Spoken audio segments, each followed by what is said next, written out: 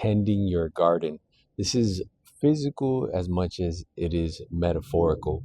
And so anybody who's an urban dweller, who's encased by concrete on a daily, constant basis, may have a hard time wrapping around the idea of having a garden. But at the very least, you could have a windowsill with some pots with some herbs at the very least, right?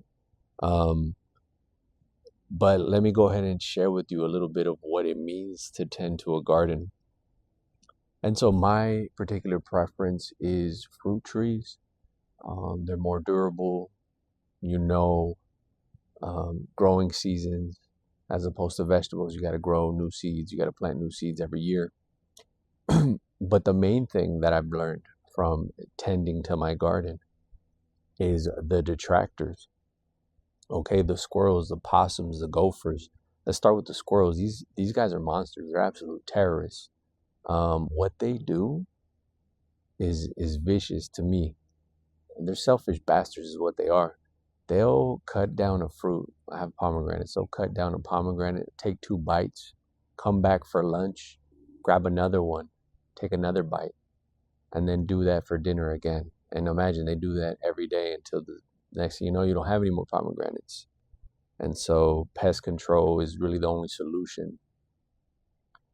Same thing with gophers. These guys have a fig tree that they absolutely mauled. They look for sweet roots, and the roots on the figs are very sweet. So they start destroying it from the ground up, and you don't see anything until you realize that the leaves are dead and the branches are all dried up because the gophers ate everything. So it's not just on the surface, but it's also subterranean menaces and detractors as well. And people have this romantic notion of sort of like this enterprise, right?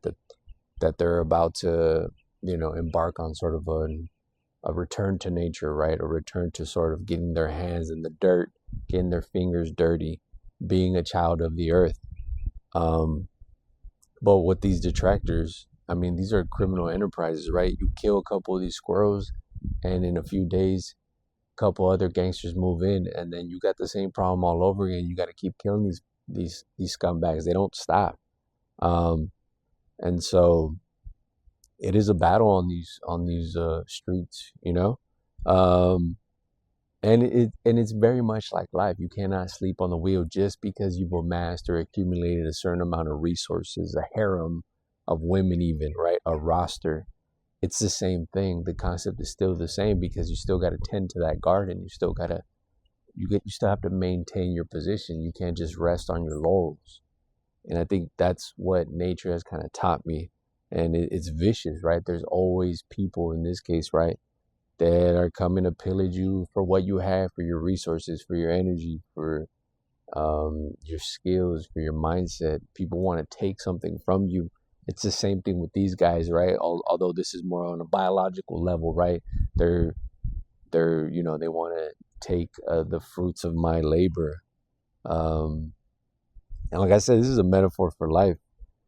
What you put out there, what you yield. I mean, this is something that people are going to want to take from you. Unfortunately, this is just the reality of life. But I just learned so much about the garden and just like the opportunities that it gives you, the nourishment that it provides, but also the willingness to take care of it and to not let things kind of just go. You literally have to maintain, right, on a daily basis, control of your ecosystem, of your surroundings, because if not, someone's going to come from behind and take what you've earned. One of the tragedies was that, right? It was a hard lesson that every year we had to deal with squirrels wanting to destroy our yields, and it was very painful, like we had these organic pomegranates, right? We're tending to them all year, watering them, trimming them, pruning them, only to be destroyed in a week, couple weeks. And so it's just a lesson on life. It's a lesson that just because you've gotten to a certain point in your life doesn't mean that the work is done. And there's plenty of examples of people that have gotten to a certain point in their life. They rest there. They think that they've gotten to a certain position of prestige, and they the fall is precipitous, right? The downturn is very much felt.